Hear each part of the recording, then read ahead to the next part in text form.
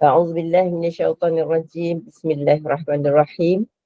الحمد لله رب العالمين، والصلاة والسلام على أشرف الأنبياء والمرسلين وعلى آله وصحبه وسلم.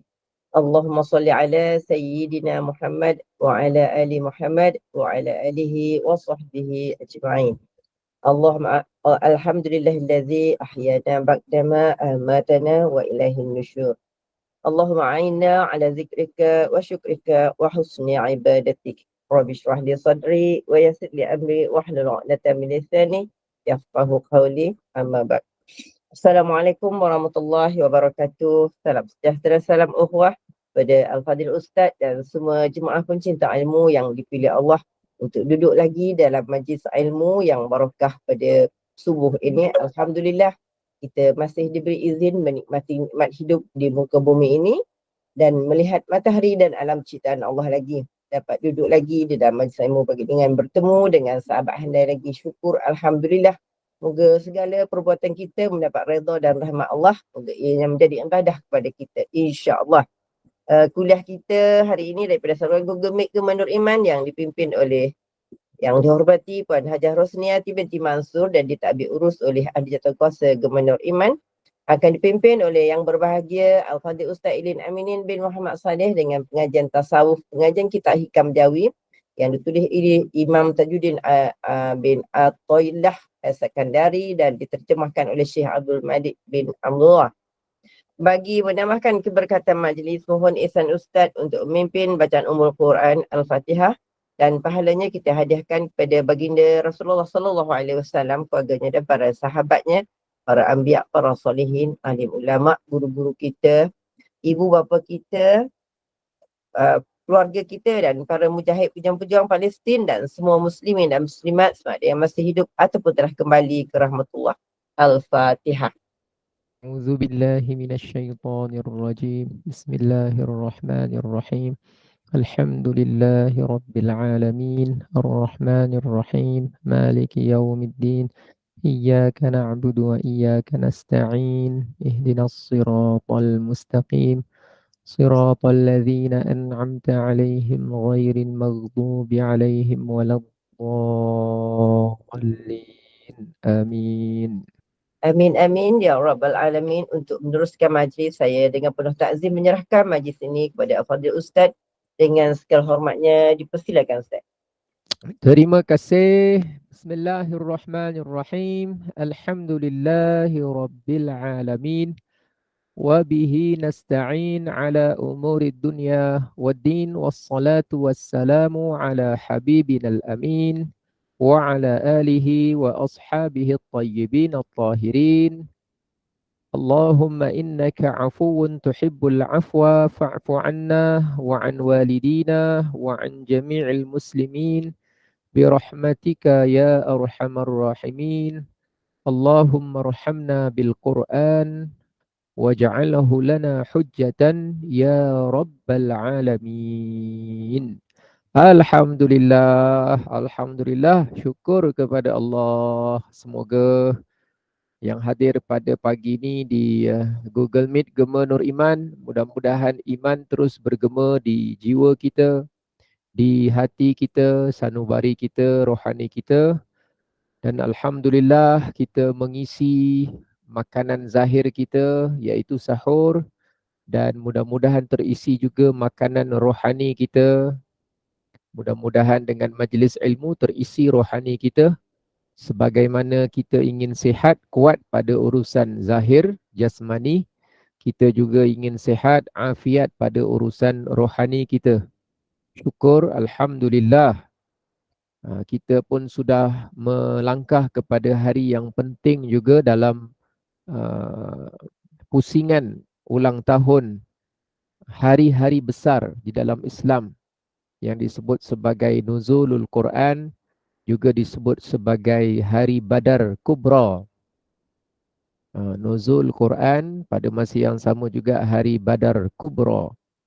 Jadi semoga dengan menjelangnya ataupun kita sebut ketibaan Nuzulul Quran ini menjadikan kita semakin cinta dengan ilmu Al-Quran dan sempena dengan Badar Kubra, lambang kepada syahidnya para sahabat Nabi SAW, yang mana dengan sebab penyertaan mereka dalam perang Badar dan syahidnya mereka itu, Allah mengangkat darjat mereka setinggi-tingginya.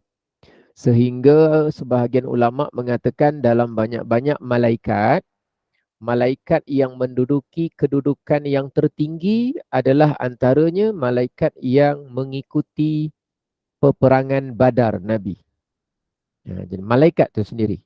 Malaikat tu dia mengikuti peperangan Badar, maka malaikat tu sendiri masuk dalam senarai malaikat yang mempunyai kedudukan yang tinggi. Manakala kita hari ini jihad kita jihad merawat kejahilan.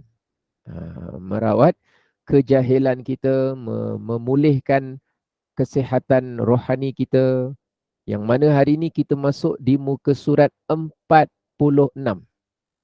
Muka surat 46. Kita lihat apa pesanan yang boleh kita ambil iktibarlah, insya-Allah. Baik, berkata pengarang rahimahullah, dan lazimkan. Semalam kan ada cerita tentang zuhud kan? Zuhud di situ maknanya dua perkara dalam satu. Jadi duanya zuhud urusan dunia, zuhud urusan manusia. Satu dalamnya ada dua perkara digandingkan. Jadi zuhud dengan manusia maknanya kita memilih-milih dalam hal berurusan. Sejauh mana dia betul-betul memanfaatkan akhirat, kita berhubungan, kita berurusan, kita bermuamalah, kita berinteraksi sesama yang namanya manusia. Kadang-kadang pilih masanya, kadang-kadang pilih orangnya, kadang-kadang pilih urusannya.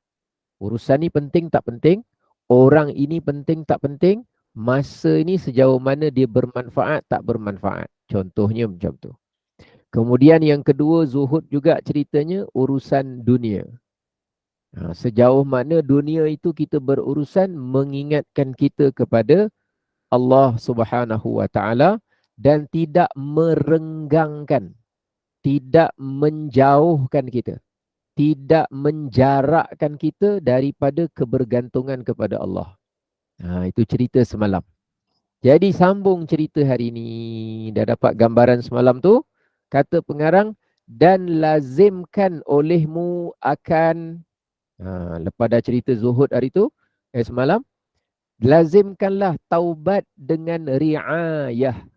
Kalau riayah ni bahasa terjemahannya kepimpinan. Kepimpinan dari Allah, panduan dari Allah, petunjuk dari Allah, bimbingan dari Allah, boleh kita sebut sebagai riayah. Orang yang dipimpin disebut rakyat. Bahasa Melayu, rakyat. Dekat dengan perkataan ra'a. Ra'a ni memimpin atau menggembala atau tengoklah pada konteks ayat. Jadi taubat dengan riayah. Kemudian ada pula istighfar dengan inabah. Inabah boleh dimaksudkan penyerahan diri kembali. Kembali untuk menyerah diri. Dekat-dekat dengan makna taubat. Dan seterusnya khudu'. Khudu' ni maknanya tunduk, akur, merendah. Tunduk, akur, merendah. Bagi segala hukum dengan istiqamah. Kita tunduk, akur, merendah kepada siapa? Kepada Allah. Dalam bab hukum, kalau Allah dah hukumkan wajib, kita memang tak ada protes. Ya Allah, yang wajib itu sekalipun berat kerana urusan nafsuku, tetapi dia adalah baik untuk dunia dan akhiratku. Solat tu wajib, tapi jadi berat. Berat itu puncanya kerana kita ada hawa nafsu. Kalau malaikat tak ada hawa nafsu, jawapannya solat tak berat. Kalau sujud sampai mati pun jawapannya tak berat kerana tak ada hawa nafsu. Iblis syaitan dikuasai yang namanya kejahatan hawa nafsu. Lalu mereka memang sujud pun tak mahu, bukan kata solat. Jadi hal-hal yang macam itulah. Dan bawah dia tu, tafsir segala perkara yang empat ini, tafsir perincian kepada perkara yang empat ini, yang mana empat tu? Cerita zuhud semalam satu, cerita taubat riayah dua, istighfar inabah tiga, khudu' segala hukum empat. Senang nak ingat macam itulah. Boleh? Dapat tu, dia punya point dia tu. Ha, itu yang semalam tu zuhud, muka surat 45 kan semalam cerita zuhud. Kemudian yang kedua taubat riayah tadi tu kat atas tu. Ha, letak je. Yang ketiga istighfar inabah tadi tu. Ha. Yang keempat khudu', tunduk, akur, merendah. Tapi tunduknya bukan pada kepalanya. Merendah tu bukan pada tengkuknya. Akur tu bukan hanya pada ucapannya. Tapi khudu' tu rendah tu pada urusan apa tadi ni? Pada urusan hati pada urusan hati. Hati kita akur, tunduk, merendah pada segala hukum yang Allah tentukan. Dengan istiqamah lah, konsisten memang tunduk terus-terusan. Kalau inabah tu dekat dengan perkataan taubat. Maknanya kembali semula kepada Allah dengan penyesalan. Itu kita sebut inabah. Anaba yunibu inabatan. Munibina ilaih. Baik. Tafsir segala empat ni bahawa engkau akan dirikan, akan hamba bagi Allah. Dirikan akan hamba tu maknanya nak merujuk kehambaan kepada Allah. Bila kita buat empat perkara ni, kita sedang mendirikan dalam diri kita hamba bagi Allah. Kehambaan kepada Allah. Jadi empat ni penting tak? Pentinglah. Untuk kita mendirikan, membangunkan, membina kehambaan diri kita bagi Allah. Kepada Allah. Dan engkau pandang akan hatimu bahawa jangan engkau lihat dalam memilik suatu tu, letak koma. Tak koma sikit, memilik sesuatu ataupun memiliki sesuatu. Kalau tak koma kecil sikit, bagi yang lain daripada Allah Subhanahu Wa Taala. Maknanya ginilah, dalam hati kita, jangan kita ada pandang apa pun dalam memiliki sesuatu, ada pemilik, ada sesiapa yang memiliki benda itu selain daripada Allah. Kita nampak contohnya rumah kedai yang banyak. Ya memang owner dia orang kaya. Tapi bagi kita, sebenarnya pemilik rumah kedai itu dengan tanah dia, dengan bumi dia, dengan apa sahaja yang berada di sekitarnya, hakikatnya kita tak nampak orang tu memiliki. Itu orang tu, apa lagi yang kita punya. Hati kita tak nampak siapa pun memiliki sesuatu selain daripada pemiliknya siapa? Pemiliknya adalah Allah. Kita ada tanah 10 ekar. Kita tak melihat pun yang tanah tu milik kita. Ya secara teknikal duniawi geran nama kita. Ya secara teknikalnya kita adalah pewaris kepada tok kita. Ya secara teknikalnya orang letak nama kita signboard, hak milik kita. Ada nama kita tertera. Tapi dalam hati kita, pandangan hati kita tu, kita tak lihat pun sesiapa memiliki sesuatu termasuk tanah itu milik lain daripada Allah Subhanahu Wa Taala. Kita hanya nampak itu sebenarnya hakikatnya milik Allah. Hati kita lah. Tapi berbekalkan empat perkara tadilah. Setelah kita ada zuhud, satu. Nombor dua tadi apa? Taubat. Nombor tiga tadi apa? Istighfar.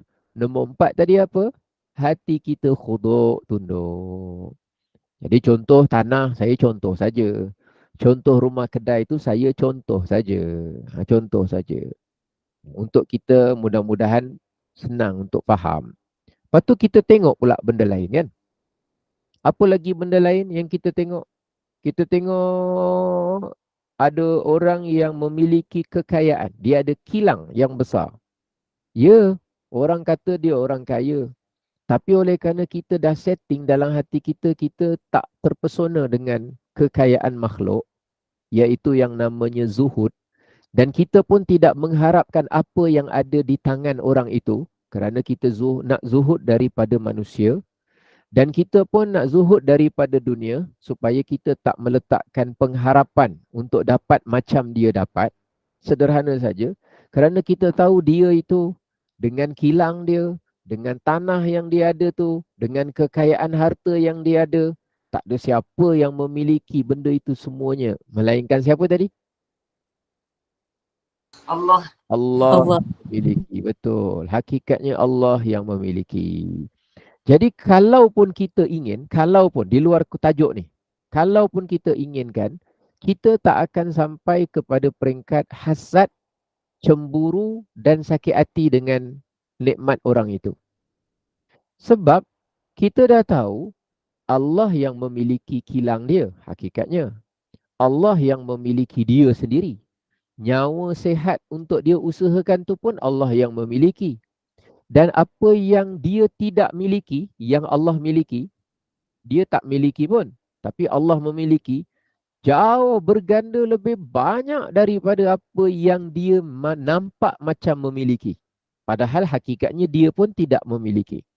Jadi kalaulah pun saya menginginkan sesuatu, itu bukan kerana saya hasad ataupun tak puas hati ataupun dengki ataupun sakit hati dengan apa yang dia ada. Tak mungkin. Kenapa? Sebab saya tahu apa yang Allah miliki jauh lebih banyak daripada apa yang dia miliki. Dan pada masa yang sama, saya sangat meyakini bahawa apa yang dia miliki pun hakikatnya milik Allah. Jadi kalaupun saya nak sangat, kalaupun, walaupun nanti dah terlanggar urusan zuhud tadi, kalaupun saya nak, paling teruk pun saya akan buat, paling buruk pun saya akan buat. Saya akan sungguh-sungguh minta hanya kepada Allah Subhanahu Wa Taala. Saya akan minta kepada Allah.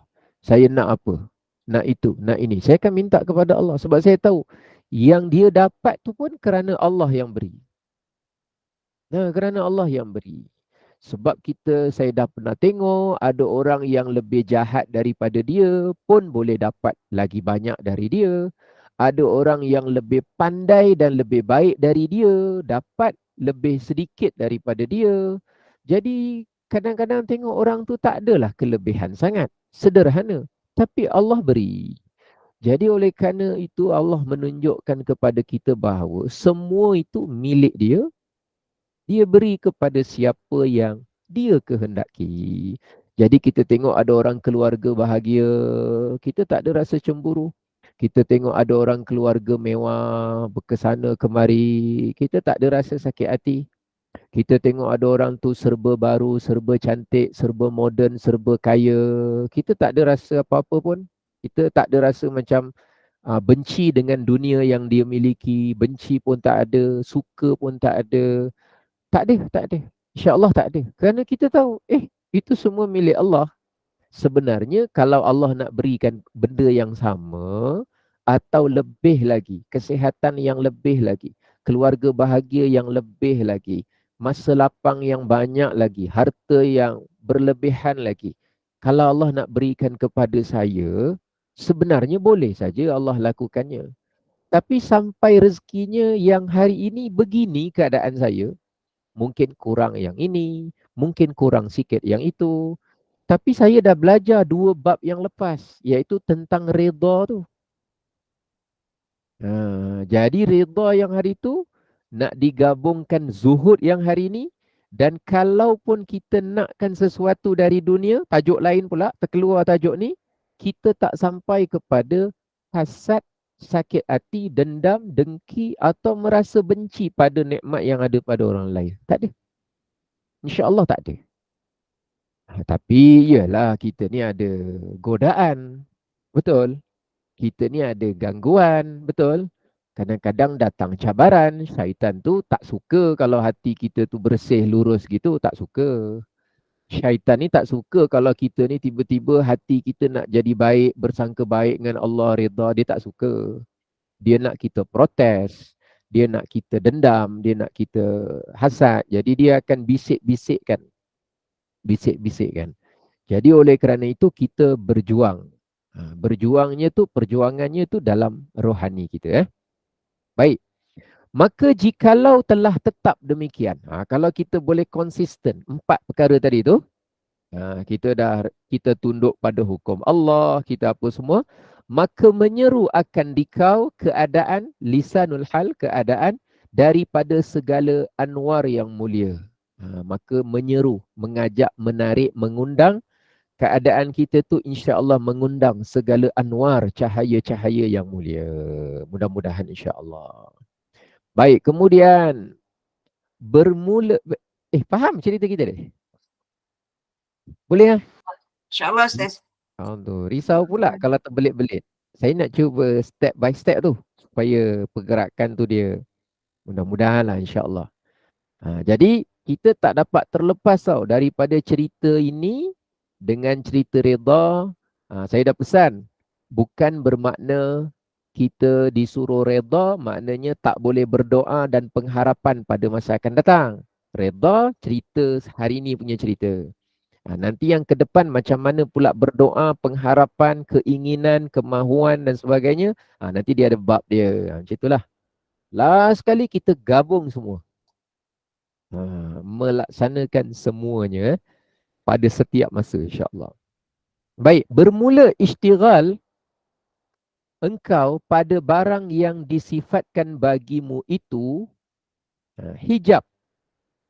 Macam mana kita nak mula bersibuk, beraktif pada menjalankan, mengamalkan 4 perkara tadi?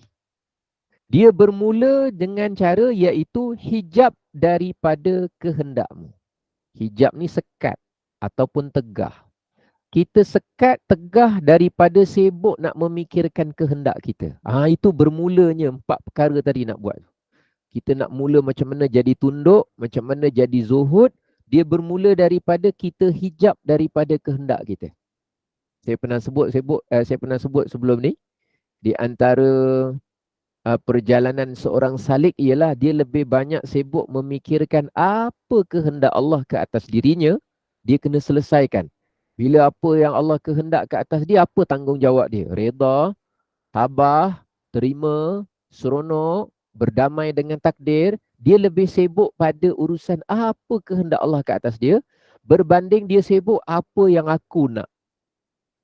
Jadi kata pengarang, bermulanya kesibukan orang ni dalam mujahadah ni ialah dia tegah, dia halang dulu daripada kehendak-kehendak, bersibuk pada kehendak dirimu. Maka di sanalah nanti zahir segala sifatmu. Maka berlindunglah engkau pada Allah daripada segala sifat itu. Sifat apa? Sifat yang sibuk sangat nak kehendak kita dipenuhi oleh Allah. Kita kalau boleh jangan begitu. Dan engkau jadikan ia dalam istighfar dan inabah. Jadi kalau kita asyik sibuk nak fikirkan kehendak kita saja, kita jadikan kesibukan kita tu mesti ada dalam istighfar inabah.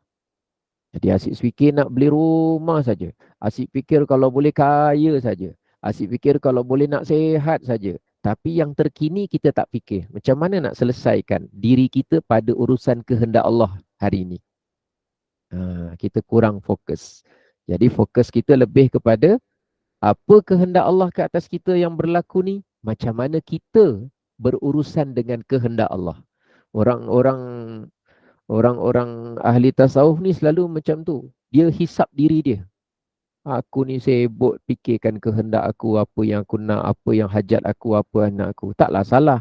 Tapi kenapa aku tak fikir perangai aku berhadapan dengan kehendak Allah? Macam mana aku tak fikir sikap aku kepada kehendak Allah? Kenapa aku tak sibuk fikir redha aku pada kehendak Allah? Kenapa aku tak sibuk fikir tawakal aku kepada apa sahaja kehendak Allah? Kenapa aku tak sibuk fikir penerimaan aku kepada kehendak-kehendak Allah? Kenapa aku tak sibuk fikir yang tu? Aku sibuk fikir untuk diri aku aja.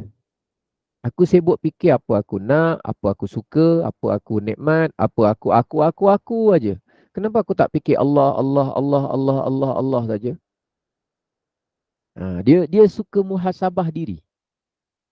Cara dia melihat begitu. Sebab dia nak jadi hamba. Hamba yang betul-betul hamba. Dia nak perbaiki diri. Baik. Kemudian. Dan istighfar itu dia minta tutup daripada segala sifatmu. Sifatmu tadi yang kehendak-kehendakmu tu. Dan rujuk kepada sifatnya. Dan kita kembali rujuk tu maknanya terus kembali semula memikirkan segala sifatnya. Iaitu kehendak-kehendak Allah. Kita minta tutup supaya kita istighfar. Ya Allah, aku ni salah ya Allah. Aku ni sibuk fikir hajat aku, keinginan aku. Aku tak fikir kehendakmu, apa ketentuanmu, sifat-sifatmu. Aku sibuk aku je sifat apa yang aku nak aku ni. Jadi hamba Allah macam tu lah. Tapi ingat, saya dah beritahu itu bukan bermakna kita dilarang solat hajat. Nanti salah faham. Bukan bermakna kita tak boleh berdoa dan meletakkan pengharapan keinginan. Bukan begitu, bukan gitu maksud dia. Ini maknanya melatih diri ya. Melatih diri untuk apa? Jangan berhenti apabila kita dah mula dibukakan pintu makrifah. Pintu makrifah tu bermula apabila kita dah mula mengenal, memahami, menerima, sanggup menanggung apa sahaja kehendak Allah ke atas kita. Itu dah mula buka pintu makrifat tu. Pelan-pelan lah. Tak semua benda kadang-kadang kita boleh terima sekaligus, betul? Tak semua benda kita mampu untuk tanggung serentak, betul? Ada perkara kadang-kadang sangat berat. Ada perkara okey je kita terima. Ada perkara kadang sangat berat. Sangat berat. Tak mudah percakapan ni mudah. Yang nanggung tu. Tapi ingat, bila kita mula terlatih dengan ilmu kefahaman yang kita ada tu, itulah yang cerita semalam dah sampai Melaka jumpa makanan. Tapi yang nak makan jamuan betul kat KL. Kita baru sampai kepada peringkat 1-2 ujian. Sebenarnya makrifatullah yang kita nak capai tu jauh lagi dekat KL. Tapi kat Melaka tu dia dah buka sikit. Permulaan kat situ. Jadi jangan berhenti. Teruskan. Berusaha lagi ya. Baik. Maka jikalau ada engkau dengan sifat ini, kalaulah kita dah ada yang tadi tu, istighfar, inabah, maka menyeru akan dikau daripada yang hampir demikian bunyinya. Yang hampir tu maknanya lebih kurang. Hampir tu maknanya lebih kurang. Bunyinya ialah, itu. Rendahkanlah olehmu akan dirimu bagi segala hukumku.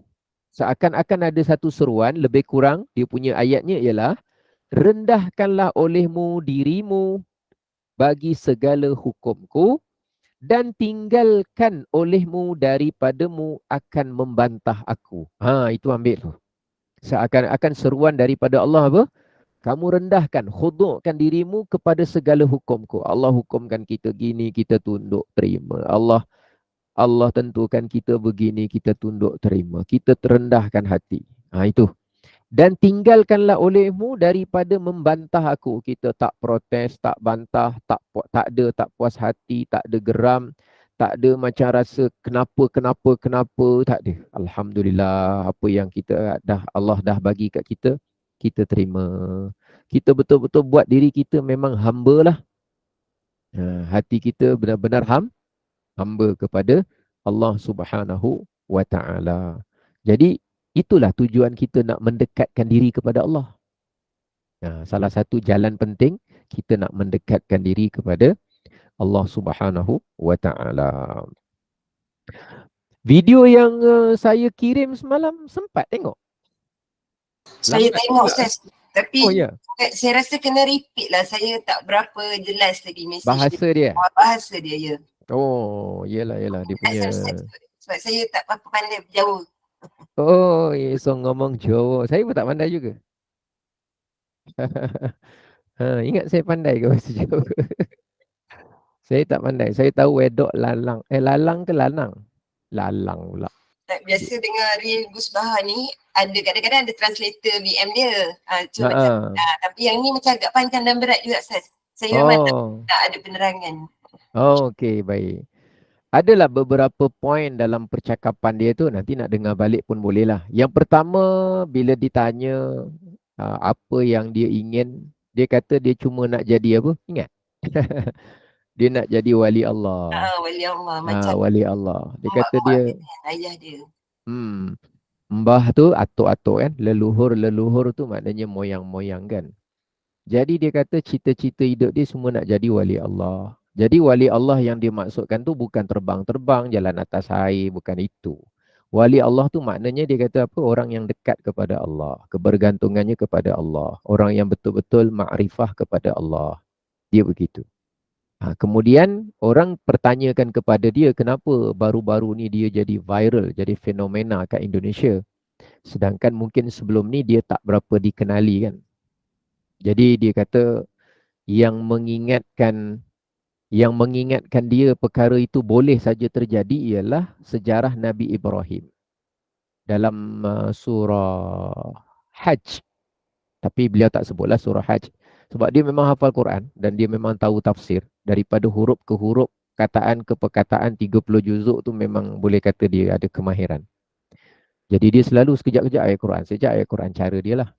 Jadi dia baca ayat Quran, وَأَذِّمْ فِي النَّاسِ بِالْحَجِّ. Wahai Ibrahim, serulah manusia untuk menunaikan haji. Yaitu karijalan, semuanya akan datang kepada kamu walaupun mereka tu berjalan kaki. Min kulli fajjin amiq, walaupun mereka datang daripada ceruk kampung yang paling hujung dalam sekali. Jadi nak dikatakan Nabi Ibrahim ketika itu berkata kepada Allah, ya Allah, macam mana saya nak seru sampai satu dunia ke ceruk kampung semua boleh datang.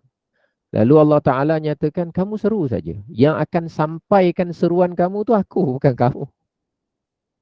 Jadi kata dia, dalam kita menyampaikan Al-Quran, mengajarkan Quran, kita buat sepenuh ikhlas lillahi ta'ala, kerana Allah saja. Macam mana untuk kita punya seruan tu sampai ke seluruh dunia, itu urusan Allah. Cara internet ke, cara viral ke, zaman Nabi Ibrahim, cara apa, tak tahu. Yang penting, kuasa Allah. Jadi dia kata apa? Jadi, dia kata perkara yang paling penting ialah mengenal Allah dalam hidup ni. Jadi memang Allah nyatakan dia tak perlu kepada makhluk. Tapi dia perintahkan makhluk sepanjang hidup itu mesti kenal aku. Engkau jangan sibuk kenal internet dulu. Engkau jangan sibuk kenal, ni saya tambah sikit maksud dia. Engkau jangan sibuk hidup tu kenal matematik dulu. Engkau jangan sibuk kenal sains dulu. Engkau jangan sibuk kenal masakan dulu. Engkau jangan sibuk kenal teknologi AI dulu. Jangan sibuk kenal tu. Engkau kenal aku dulu.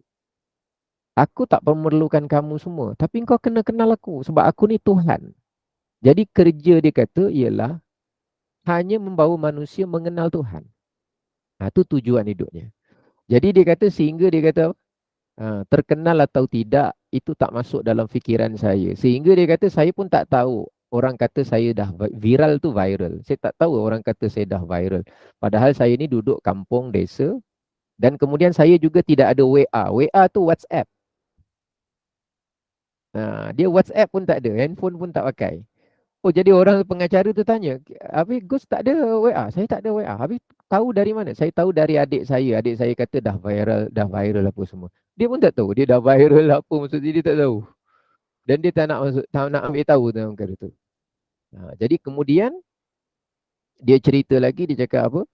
Tugas saya ialah memaklumatkan Quran. Apa maksud memaklumat? Memaklumat tu memberitahukan, menyampaikan tentang ilmu Al-Quran. Hidupkan ilmu-ilmu Quran ketika mula orang dah menganggap Quran tu tak penting. Dia kata kalau doktor gigi, yang dia contoh, doktor gigi pasang signboard, doktor gigi. Sebab dia nak beritahu, saya doktor gigi, saya akan rawat gigi. Kalau toko tu maknanya kedai buku. Dia beritahu, kedai buku, supaya orang tahu, saya jual buku. Tapi kenapa kita tak beritahu, saya pakar Quran. Bukan untuk riak, dia kata. Tapi dia nak memaklumatkan, bagi tahu orang yang saya ada ilmu Quran, yang kamu sebenarnya perlukan Quran. Berbanding kamu perlu betulkan gigi kamu daripada kamu perlukan barang-barang nak beli rumah. Jadi memaklumatkan, itu yang mustahak kata dia. Jadi dia kata dia nak terus mengajar. Sekurang-kurangnya dia kata apa? Lepas daripada kitmanul ilm. Kitmanul ilm tu sekurang-kurangnya saya nak lepas daripada dosa menyembunyikan ilmu.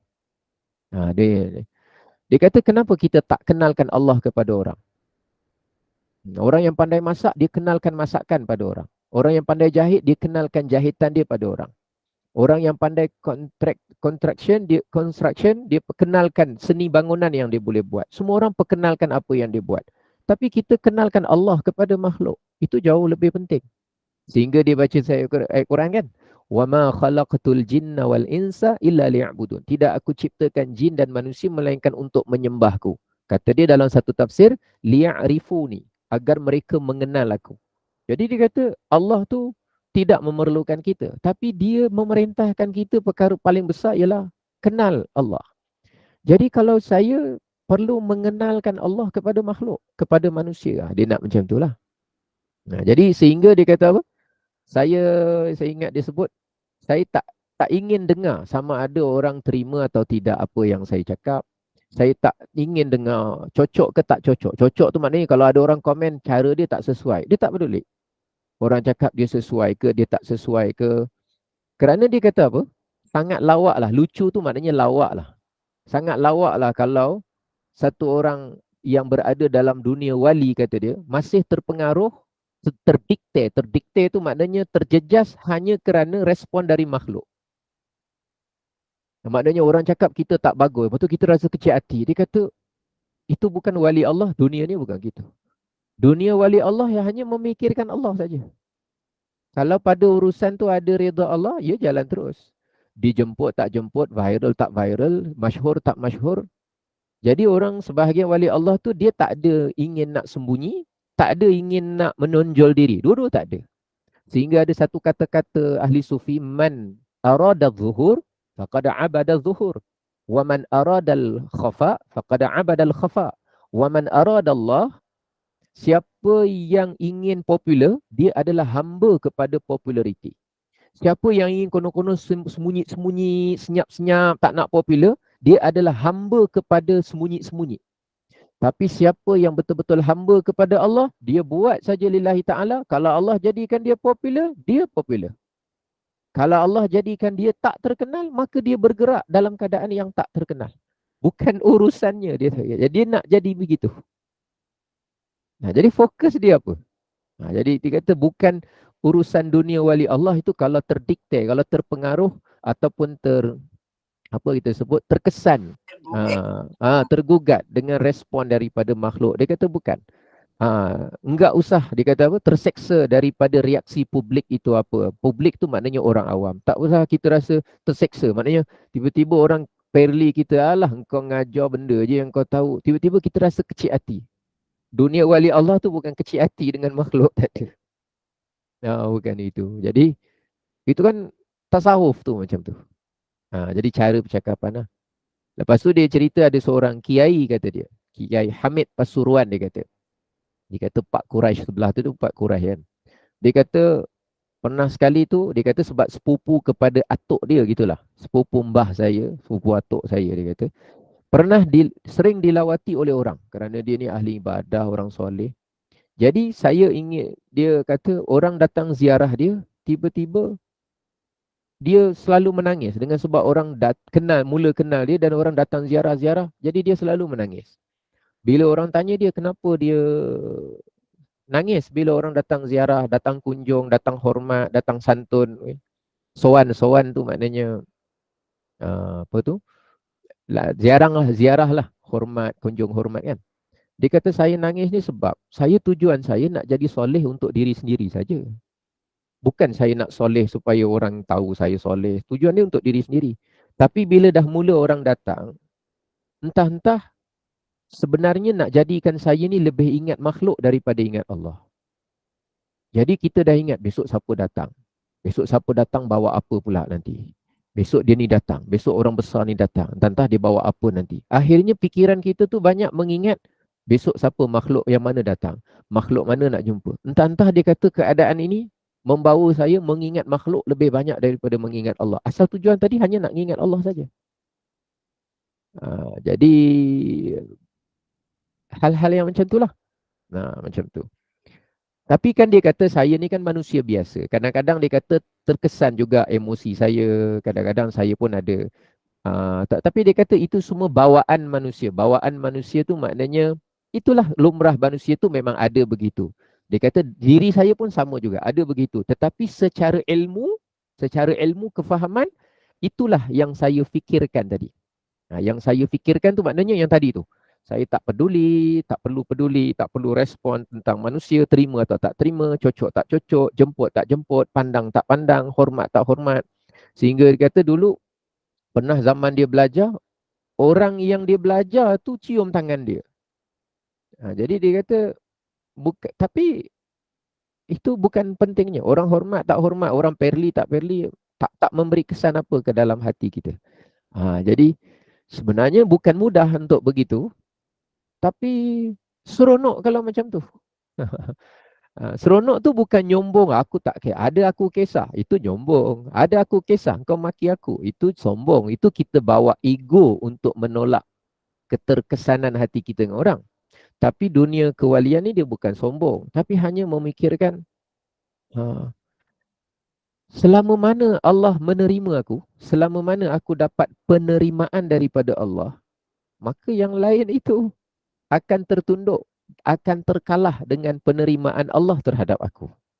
Jadi sejuta orang tidak menerima aku, tapi kalau Allah yang menerima aku, apa ada bandingan harga ke?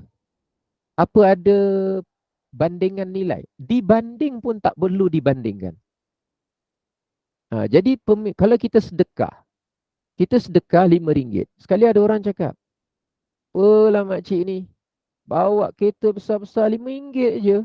Kedekut. Masa tu kita diuji juga. Kita ingat orang yang susah saja diuji. Orang yang senang pun diuji juga. Diuji kalau dia cakap RM5, tiba-tiba ada orang perli dia. Kedekut nak kau RM5. Kereta besar RM5 je. Macam mana hati kita pada ketika itu? Kita memikirkan sedekah kita penerimaan Allah ke penerimaan dia terhadap pemberian kita? Jadi memang ujian lah. Tapi seronok. Saya suka kalau perkara yang macam ni sebab kita nak menjaga hati kita dengan Allah saja. Lain tak, bukan kita nyombong, kita kata tak penting, tapi kita ada hidup mesti ada tujuan lah. Kita hidup kita mesti ada tujuan. Dan tujuan kita tu ialah Allah Subhanahu wa Ta'ala. Tujuan dia. Sebab tu saya. Seseorang yang dia wali Allah tu, dia tahu tak diri dia wali Allah? Atau orang je yang dia nampak? Macam mana, Ustaz? Mungkin saja dia tak tahu. Mungkin saja dia tahu. Dua-dua ada kemungkinan. Mungkin dia tahu, mungkin dia tak tahu. Mungkin dia tahu, mungkin dia tak tahu. Dalam sejarah ada yang tahu, dalam sejarah ada juga yang tak tahu.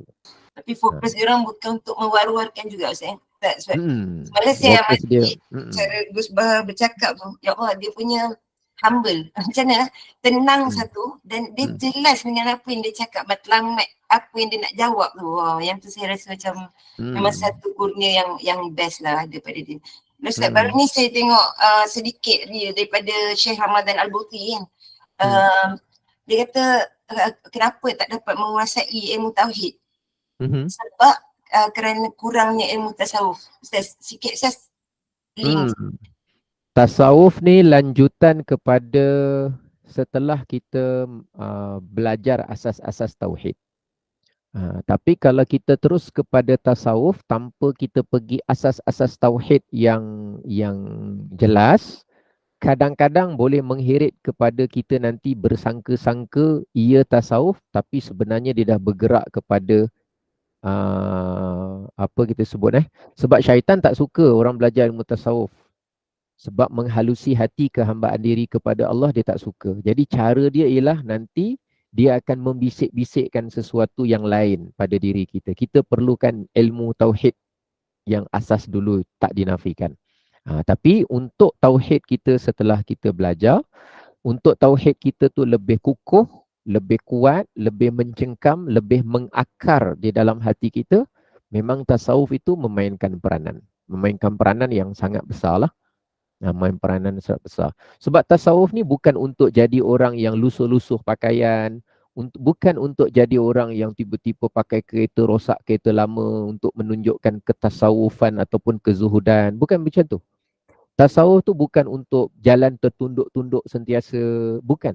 Ataupun minum air dengan pergerakan yang perlahan, ataupun memperlahankan gerakan solat ketika solat di hadapan orang, ataupun terkumat kamit lidah dan mulut ketika berhadapan orang seakan-akan tak terlepas daripada tasbih. Tasawuf bukan itu. Walaupun itu tidaklah salah, tapi tujuan tasawuf sebenarnya bukan ke arah itu. Tujuan tasawuf ialah urusan hati. Dan kalau terzahir dengan perbuatan, tak kisah. Selama perbuatan tu secara fiqh tidak salah, tetapi didorong oleh hati, bukan dibuat-buat dengan zahiriah perbuatan anggota badan semata-mata. Jadi macam itulah. Tapi untuk dapat yang tu memang kita memerlukan kepada ilmu lah, ilmu kefahaman sedikit daripada sedikit kan. Jadi supaya kita jaga tujuan sebenarnya matlamat. Saya ada proses latihan diri saya sendiri juga. Untuk saya nak jaga nawaitu saya lillahi ta'ala tu, saya nak jaga juga. Ya memang kita dalam hal duniawi, Allah boleh bagi kita macam-macam. Sebenarnya kalau saya tak buat apa-apa pun Allah boleh bagi saya macam-macam. Macam-macam. Dan kalau saya tidak mengajar, saya buat kerja, saya meniaga apa secara khusus, fokus 100% pun saya tahu bahawa Allah boleh bagi saya rezeki. Saya tidur pun Allah boleh bagi rezeki. Saya kalau na'udzubillah jatuh sakit pun ada rezeki saya yang memang sudah Allah tentukan. Banyak orang yang hari ini terlantar sakit, tapi kadang-kadang rezeki dia lagi banyak daripada orang yang sehat yang bertarung kerja 14 jam, 16 jam. Jadi saya melihat tu, saya tahu Allah maha kaya, dia maha memberi rezeki. Cuma kita buat sesuatu perkara tu bukan kerana kita nak menentukan berapa banyak kesenangan dunia kita, berapa banyak rezeki kita, bukan. Tapi sejauh mana yang kita buat itu sesuai dengan apa yang Allah perintah, dan kemudian kita bergerak itu untuk fasa meningkat dalam memperbaiki hubungan kehambaan diri kita kepada Allah. Ingatkan sikit, macam mana kita redha. Tak adalah orang yang semata-mata semakin redha kepada Allah, tiba-tiba terus jadi buruk kehidupan dia. Tak adalah. InsyaAllah akan jadi lebih baik. Tak mungkinlah orang yang, banyak orang soleh semua dalam penjagaan Allah, mereka tu dalam pembelaan Allah, mereka diberi ujian, tapi penjagaan Allah tu jauh lebih besar daripada ujian yang datang. Macam-macam. Cuma bila kita belum cukup kuat, keraguan kita tu, bila kita belum cukup biasa dengan mujahadah diri, memang akan ada ujian lah. Memang akan ada. Saya pun lalui yang sama, walaupun kita tak cerita semua kan, tapi kita hadapi. Memang akan ada ujian. Tapi kita tahu, kalaupun senang datang, itu dari Allah yang sama ketika mana ada susah yang datang. Jadi kita tak nak sibuk pada susah atau senang. Tapi kita nak sibuk fikiran dan hati kita. Kenapa aku tak memikirkan tentang Allah yang boleh bagi senang dan susah tu? Dia fokus dia lain. Cara dia menilai tu berbeza. Jadi kenapa kita sibuk pujian orang atau kejian orang? Kenapa kita teralih pandangan kat situ? Sebab kita terlalu banyak kesibukan urusan kita dengan makhluk. Jadi akhirnya, contohnya ginilah. Kalau satu orang, dia tengah duduk dia tengah relax, tiba-tiba kaki dia digigit oleh semut. Maka bila semut api saja gigit, dia terasa sakit kerana dia sedang fokusnya kepada kesakitan yang ada itu. Tapi kalau dia itu kena gigit semut, pada masa yang sama, ada kotak besar jatuh atas kepala dia, serentak, ketika itu dia tak sibuk tengok semut di kaki. Yang dia tengok ialah kotak yang sedang jatuh di atas kepala dia. Padahal semut ni kata, aku gigit penat-penat, kau buat tak tahu aja. Aku gigit penat-penat, kau buat tak tahu je. Kau boleh pandang atas pula tengok kotak apa. Bukan. Sebab kita, walaupun benda itu bukan pilihan, tapi benda itu terjadi begitu. Tapi menunjukkan kepada kita ialah, bila kita fokus kepada sesuatu yang besar, maka sakit yang sama, benda yang sama, ujian yang sama, akan semakin kita tak pandang. Kerana kita beri tumpuan kepada lain yang lebih besar, lebih utama. Jadi kalau kata orang soleh, mereka bukan tak ada sakit. Mereka bukan tak ada kesusahan.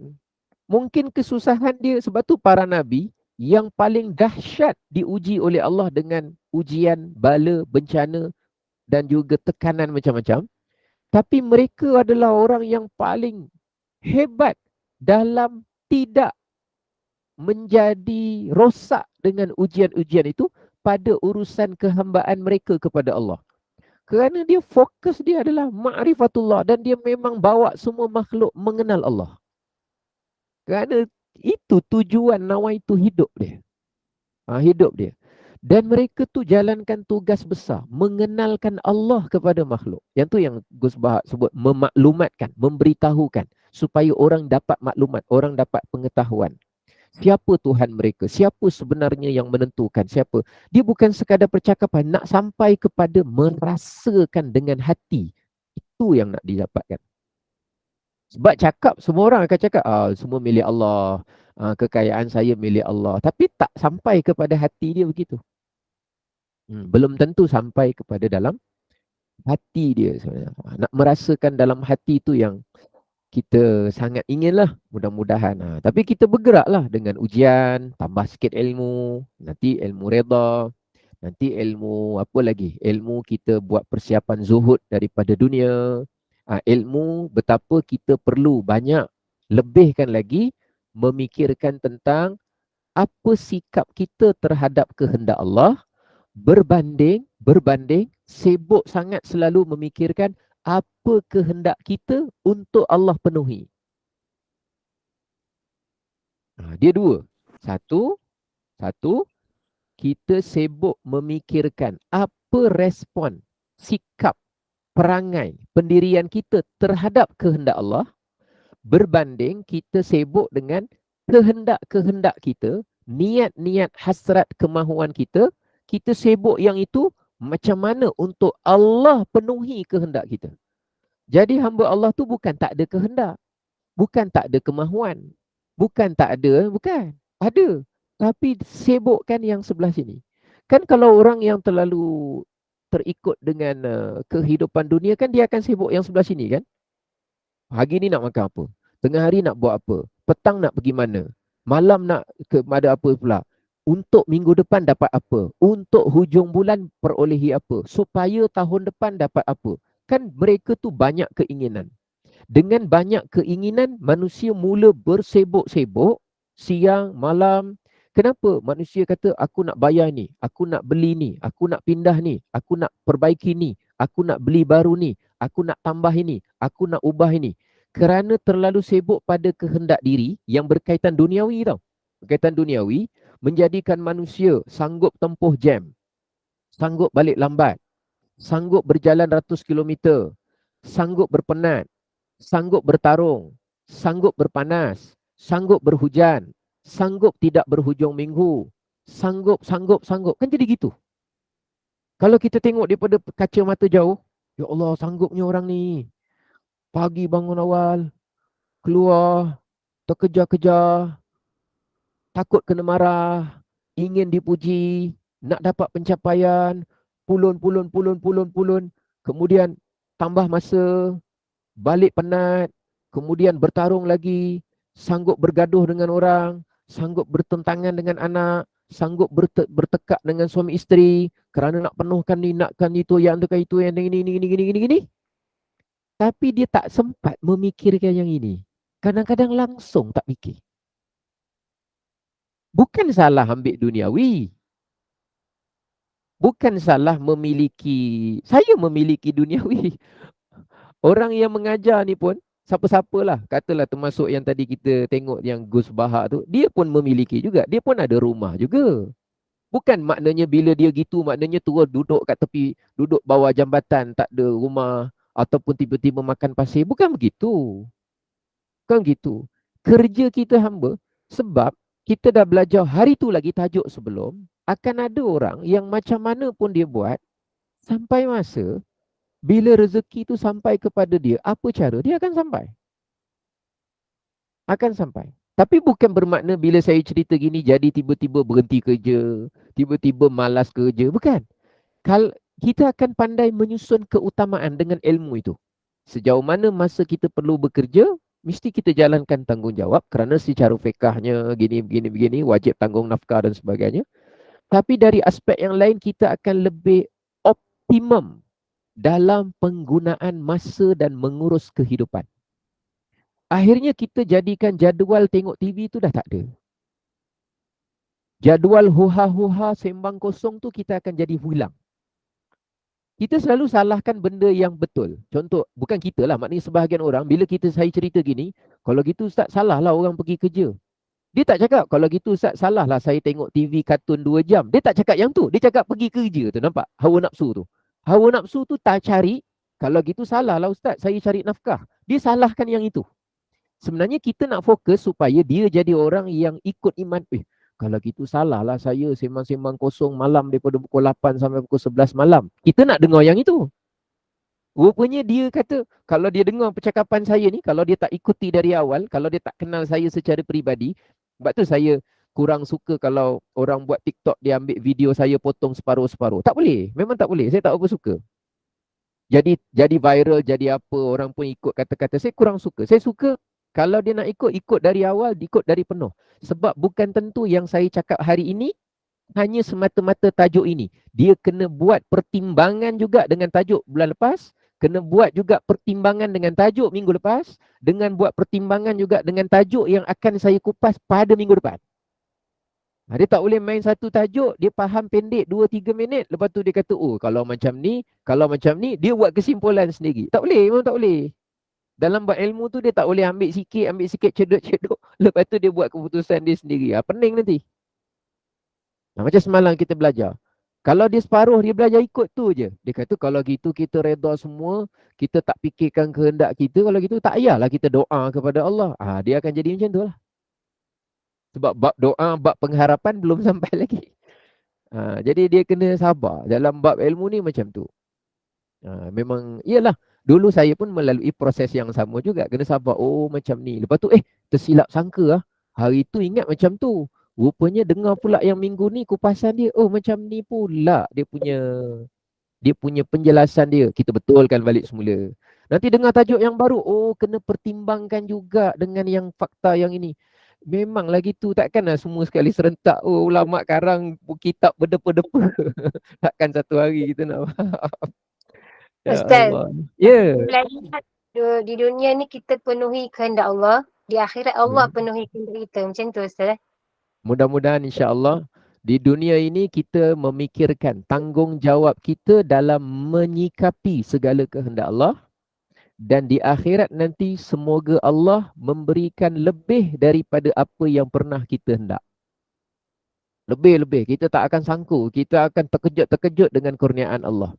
Kerana disebutkan dalam hadis akan disediakan. A'dadtu li'ibadiyas salihina ma la 'ainun ra'at wa la udhunun sami'at wa la khatara 'ala qalbi bashar. Aku dah sediakan untuk hamba-Ku yang soleh di syurga nanti sesuatu yang mata dia tak pernah tengok sekalipun. Telinga dia bunyi saja punya sedap, tak pernah dengar sekalipun. Dan hati dia tak pernah terfikir pun ada benda itu. Luar daripada bayangan dan kehendak kita. Apa yang ada di sisi Allah, yang Allah miliki dan dia kurniakan kepada kita tu, jauh lebih berganda daripada apa yang kita boleh bayangkan. Jadi, bila kita fikirkan begitu, insya-Allah kita lalu dunia ni hati kita insya-Allah sejuk. Insya-Allah perlahan-lahan. Ustaz? Ya. Nak tanya sikit lah. Oh, dalam usia yang meniti tua ni memanglah kita ni dah rasa memang kealam itulah kan. Tapi ada kala-kala Ustaz kadang-kadang rasa kesepian juga ada seseorang kan. Kalau kita tengok-tengok TV tu rasa berdosa ke Ustaz? Kadang-kadang rasa berdosa juga tapi rasa kadang-kadang nak rasa menghilangkan rasa kesunyian tu. Adakah berdosa Ustaz macam tu? Oh ya, kalau kita lihat menonton televisyen selama mana manfaat, okey saja. Secara fiqh kan begitu. Secara fiqh selama mana kita lihat tontonan, bukan televisyen, handphone, video, televisyen, tonton live dan sebagainya, tak kisah. Selama mana dia tu baik, bermanfaat, berinformasi, sama ada manfaat dunia ataupun manfaat akhirat, asal tidak membawa kepada dosa, ia boleh saja. Boleh saja, tak masalah. Cuma dalam urusan tasawuf, dia memilih kepada yang lebih baik daripada yang harus-harus, yang boleh-boleh. Macam itulah maknanya. Tapi kalau tonton TV, boleh saja. Saya tonton TV. Jangan pula, saya nak tengok lah Ustaz, kat rumah Ustaz ada TV ke tak ada TV? Ya sudah. Ustaz, tapi bila buat sesuatu tu, bila dia dah datang satu rasa risau tu, better stop. Dia macam ada satu sisi sendiri rasa macam dah tak selesa. Tak tahulah saya tu macam tu lah. Ya, mungkin mula-mula kita nak rasa hilangkan bosan sekejap, lepas tu kita tengok, nonton sekejap, lepas tu sampai masa kita dah tengok dah mungkin ni kita pun berfikir-fikir, sementara tengah ada ni baca jugalah Quran, contohnya gitu kan. Boleh saja, selama mana yang kita tonton tu yang baik lah. Jadi, salam nuzul Quran. Semoga apa yang kita bincangkan ni bermanfaat. Mudah-mudahan saya doakan kepada Allah, saya doa kepada Allah, mudah-mudahan kita semua dapat menghidupkan 10 malam yang terakhir di bulan Ramadan. Jadi saya mohon ampun dan maaf kalau perbicaraan saya ni, mana tahu kan ada bahasa-bahasa yang apa kita sebut nantilah kita cerita akan datang, sebab ada dua versi dunia kewalian wali Allah. Ada wali Allah yang suka kepada kesusahan, keperitan,